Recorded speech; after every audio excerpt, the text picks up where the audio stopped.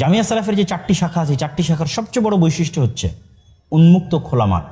যেমন আমরা যদি জামিয়া সালাফিয়া রূপগঞ্জ নারায়ণগঞ্জের মহিলা শাখার কথা ধরি, তাহলে এতটুকু আপনি নিশ্চিত আপনাকে বলতে পারি যে ঢাকা শহরের অলিগলিতে ঘিঞ্জি পরিবেশের মধ্যে, দম বন্ধ হওয়া পরিবেশের মধ্যে যত শত শত মহিলা মাদ্রাসা গড়ে উঠেছে, তার চাইতে এই মহিলা মাদ্রাসা সম্পূর্ণ ব্যতিক্রম।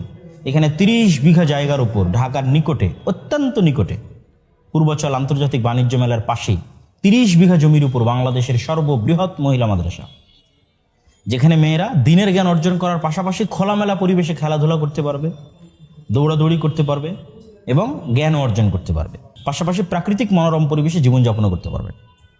বিশেষ করে আল জামিয়া সালাফে রূপগঞ্জ যেই লোকেশনে অবস্থিত, যা শীতলক্ষ্যা নদীর তীরবর্তী, আপনারা জানেন যে ঐতিহাসিকভাবে আমাদের যত মসলিন শাড়ি তৈরি করা হতো তার বেশিরভাগ উন্নত মানের সুতার জন্য শীতলক্ষ্যা নদীর তীরবর্তী অঞ্চলগুলোকে চয়েস করা হতো। কেননা এই অঞ্চলের আবহাওয়াতে আর্দ্রতা বেশি, নাতিশীতোষ্ণ ভাব বেশি, বৃষ্টিপাতের পরিমাণ বেশি। জামিয়া সালাফিয়া রূপগঞ্জের আবহাওয়া খুবই চমৎকার, পানির মান খুবই স্বাস্থ্যসম্মত এবং উন্মুক্ত খোলা মাঠ। যদি মেয়ে শাখা প্রায় 30 বিঘা জমির উপর হয়, তো ঠিক আর 31 বিঘা জমির উপর ছেলেদের প্রতিষ্ঠান অবস্থিত।